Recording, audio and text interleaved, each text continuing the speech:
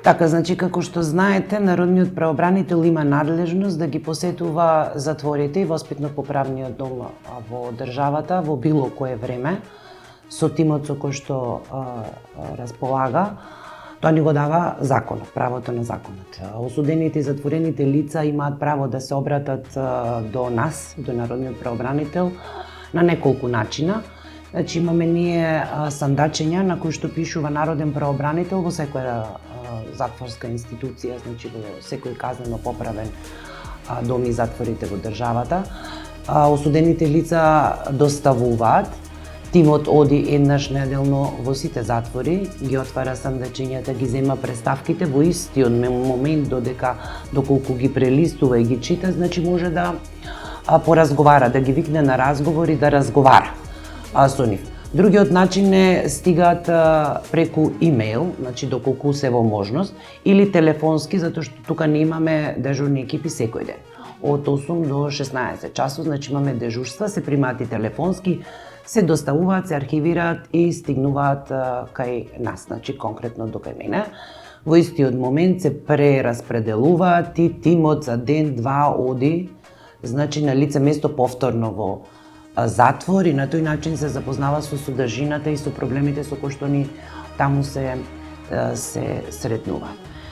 Проблемите со кои што се соочуваме, значи имаме многу преставки од страна на затворените лица, значи минатата година, јас и сега го прелистував извештајот од минатата година, годинешниот допрва го спремаме, значи го издаваме некаде после нова година. Значи биле 184 преставки с големен број во однос на претходната 2023 година. Знаете, општо познато е дека осудените лица се жалат пред се на сместувачките капацитети, на условите таму со кои што се среќаваат и каде што се затекнати, а особено во однос на здравствената заштита. Вие сами знаете дека нема доволен број на лекарски персонал по затворите. Знаете дека од вкупниот број на популација затворска само во затворот Идризово има 50%. Таму капацитетот секако е надминат за 100 и неколку легла, мислам конкретната бројка за оваа година не ја знам, меѓутоа секако е надминат. Еден доктор беше до минатата година, сега оваа година разбравме 2024 дека има уште еден доктор со полно работно време, меѓутоа не знаеме дали се уште е со договор на дело или е во постојан работен однос, така да и тоа како медицински персонал е премногу мало за да ја обслужи и да излезе во пресред на сите затворени лица кои што секојдневно се жалат од многу причини. Значи, самите нехигиенски услови каде што они се наоѓаат предизвикуваат различни типови на заболувања. Еден доктор и евентуално двајца доктори во никој случај не се доволен капацитет за да ги обслужи, да не зборуваме за лековите, да не зборуваме за интервенцијата, да не зборуваме за секундарната здравствена заштита, доколку имаат потреба од тоа, а имаат, во секој случај имаат. Имаме недостатоци на затворски возила за да ги изнесат од таму, за да ги пренесат до клиниките и до јавните здравствени установи. Состојбата не се менува. Не можам да кажам дека одиме на подобро. Ние секоја година не сакаме да ги повторуваме, меѓутоа се повторуваат препораките што ние ги даваме. Значи во однос на капацитетните располагања.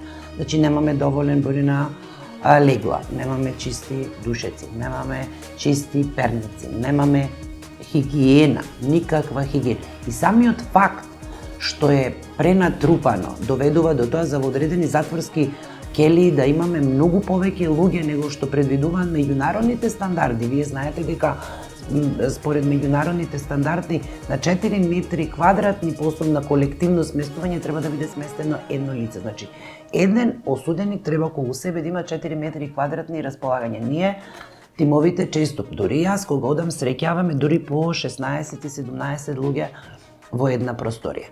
Добивме информации дека некој дел се реновирал.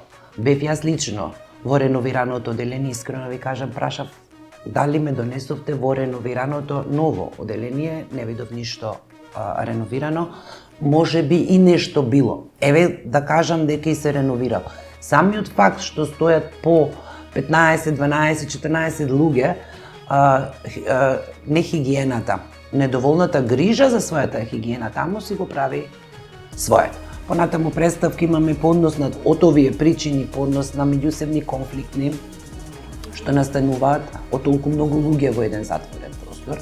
Меѓусебни конфликти, значи барање на представките по однос на тоа да укажеме, да помогнеме, да доколку неколку затворени лица имаат конфликти меѓу себе, да укажеме на преместување во друга установа или во друга просторија, помагаме, укажуваме и имаме соработка. Ние не можеме да кажеме дека немаме соработка со управата на затворите, со управата за извршување на санкции, меѓутоа сите овие околности системски кои што не се решени до сега доведуваат до овие ситуации да состојбата е таму таква каква што е.